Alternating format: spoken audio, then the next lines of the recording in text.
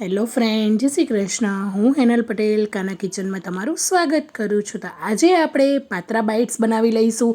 તમે અળવીના પાનના પાત્રા તો રેગ્યુલર બનાવતા હશો, પણ આ રીતે પાત્રા બાઇટ્સ ક્યારેય નહીં બનાવ્યા હોય અને અત્યારે ફેસ્ટિવલની સિઝન આવી ગઈ છે, તો ફરસાણ તરીકે તમે આ પાત્રા બાઇટ્સ બનાવી શકો છો. કોઈ ગેસ્ટ આવે તો પણ એકદમ સરસ એવા લેયર સાથે પાત્રા બાઇટ્સ બનીને આપણા તૈયાર થઈ જતા હોય છે. તો પાત્રા બાઇટ્સ બનાવવા માટે અહીંયા આપણે અળવીના પાનનો જ ઉપયોગ કરીશું. તો આ રેસીપી મારી સ્કીપ કર્યા વગર વિડીયો મારો એન્ડ સુધી જોજો. એકદમ બધી સરળ ટિપ્સ સાથે હું તમને પાત્રા બાઇટ્સ બનાવવાની રેસીપી આપીશ, જેથી એકદમ સરસ આ રીતે લેયરવાળા બનશે.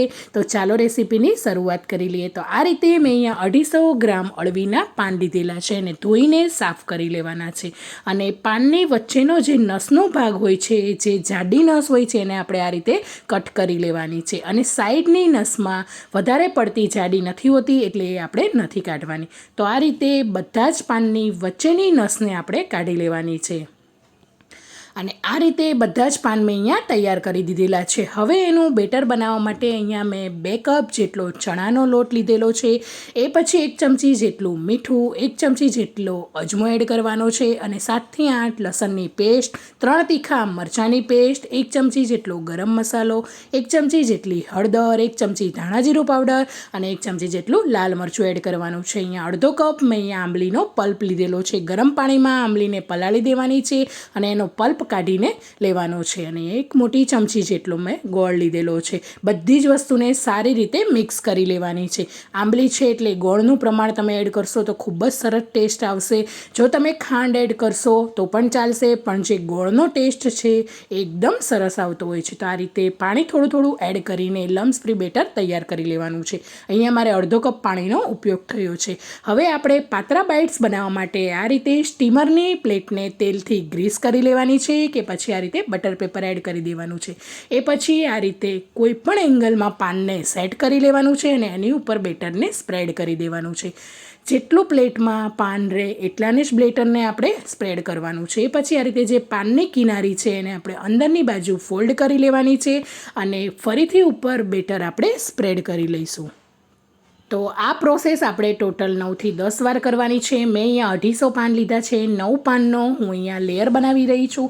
તો આ રીતે બધું જ બેટર આ રીતે સ્પ્રેડ કરી લેવાનું છે, અને જે કિનારીનો ભાગ છે પ્લેટની બહારનો, એને અંદર આ રીતે ફરીથી ફોલ્ડ કરીને એની ઉપર ફરીથી બેટર સ્પ્રેડ કરી લેવાનું છે. આ રીતે એક પછી એક પાનને આપણે એડજસ્ટ કરતા જવાનું છે, અને એક જ એંગલમાં નથી મૂકવાના, બધી સાઇઝમાં પાન મૂકવાના છે અને આ રીતે બેટરને સ્પ્રેડ કરવાનું છે. બધા પાન મેં મૂકી દીધા છે. ઉપર પણ આ રીતે બેટર લગાવી દીધેલું છે.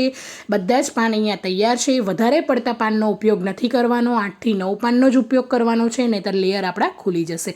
હવે આપણે આ રીતે ટૂથપીકની મદદથી કે પછી છરીની મદદથી એમાં 3 થી 4 આ રીતે હોલ કરી લેવાના છે, કે પછી તમે વધારે પણ કરી શકો છો, જેનાથી પાત્રા ચડવામાં સરળતા રહે છે. હવે સ્ટીમરની અંદર પાણી મૂકી દેવાનું છે. પાણી એકદમ સારી રીતે ગરમ થઈ જાય એ પછી આપણે જે પ્લેટમાં પાત્રા બાઇટ્સ આપણે જે બનાવેલા છે એને એડ કરી દેવાની છે. તો આ પ્લેટ આપણે સ્ટીમરની અંદર મૂકી દેવાની છે અને ફક્ત 35 થી 40 મિનિટ આપણે સ્ટીમ કરી લેવાનું છે. તો 35 થી 40 મિનિટ થયા બાદ તમે જોઈ શકો છો એકદમ સરસ રીતે કૂક થઈ ગયા છે. આ રીતે આપણે ટૂથપીકની મદદથી ચેક કરી લેવાનું છે. ક્લીન આવે છે એટલે આપણા એકદમ સરસ એવા પાત્રા બાઇટ્સ કૂક થઈ ગયા છે. તો હવે આપણે પ્લેટને સ્ટીમરમાંથી બહાર કાઢી લેવાની છે અને એને ઠંડી થવા દેવાની છે.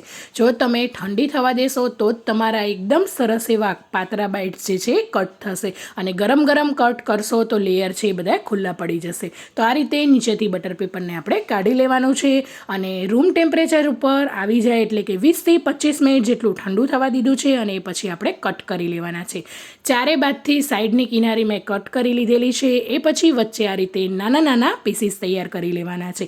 જો તમે મનગમતા પણ કરી શકો છો, પણ આ રીતે મીડિયમ સાઇઝના પીસીસ કરશો તો લેયર એકદમ સરસ એવા રહેશે અને લેયર છે એ છૂટા પણ નહીં પડે. તો તમે જોઈ શકો છો એકદમ સરસ એવા લેયરવાળા પાત્રા બાઇટ્સ આપણા તૈયાર થઈ ગયા છે. તો આ રીતે બધા જ બાઇટ્સ આપણા તૈયાર છે. તો હવે આપણે એને એક પ્લેટમાં કાઢી લેવાનું છે અને એને આપણે વઘાર કરવાનો છે. તો વઘાર કરવા માટે અહીંયા મેં મોટી 2 ચમચી જેટલું તેલ એડ કરી દીધું છે તડકા પેનમાં. તેલ એકદમ સારી રીતે ગરમ કરી લેવાનું છે. તેલ ગરમ થઈ જાય એટલે એની અંદર 1 મોટી ચમચી જેટલી રાઈ એડ કરી દેવાની છે. જીરું એડ કરી દેવાનું છે 1 ચમચી અને અડધી ચમચી જેટલી હિંગ એડ કરવાની છે. મીઠા લીમડાના પાન, 3 તીખા મરચાં અને તલ લીધેલા છે. તલ અહીંયા મેં 2 ચમચી જેટલા તલ લીધા છે. બધું જ સારી રીતે એડ કરીને વઘારની અંદર જ એકદમ સારી રીતે મિક્સ કરી લેવાનું છે. તો વઘાર એકદમ સારી રીતે મિક્સ થઈ જાય એ પછી જ આપણે પાત્રા બાઇટ્સની ઉપર વઘારને એડ કરી લેવાનું છે. મરચાં જે છે એ થોડા એવા કૂક થઈ જાય અને લીમડાના પાન સારી રીતે સતળાઈ જાય ત્યાં સુધી આપણે વઘારને 3 થી 4 મિનિટ સુધી કૂક થવા દઈશું. તો પાત્રા બાઇટ્સનો વઘાર આપણો તૈયાર થઈ ગયો છે. તો હવે એને આપણે બાઇટ્સ પર એડ કરી દેવાનો છે. તો વઘારને આ રીતે ઉપરથી સ્પ્રેડ કરી દેવાનો છે. તો જોતાં જ ખાવાનું મન થઈ જાય એવા આપણા પાત્રા બાઇટ્સ તૈયાર થઈ ગયા છે. તમે અળવીના પાનના પાત્રા તો જરૂર બનાવતા હશો, પણ આ ટ્રીકથી અને બીડા વાળવાની ઝંઝટ વગર એકદમ સરસ એવા બાઇટ્સ આપણા તૈયાર થઈ જશે અને ઇઝીલી 10 થી 15 મિનિટમાં જ તમે આ પ્રોસેસ કરી શકશો. તો જો ના બનાવ્યા હોય તો જરૂરથી ઘરે એકવાર બનાવીને ટ્રાય કરજો અને મને કમેન્ટ બોક્સમાં જણાવજો કે આજની મારી રેસીપી તમને કેવી લાગી. અને હા, મારા વિડીયો જોતા હોય ને ચેનલને સબસ્ક્રાઈબ ના કરી હોય તો જલ્દીથી જઈને સબસ્ક્રાઈબ કરી લેજો, જેથી આવી અવનવી વાનગીના રેસીપીના નોટિફિકેશન તમને જલ્દીથી મળતા રહે. Thank you for watching. મળીએ આપણે નવા વિડીયો સાથે.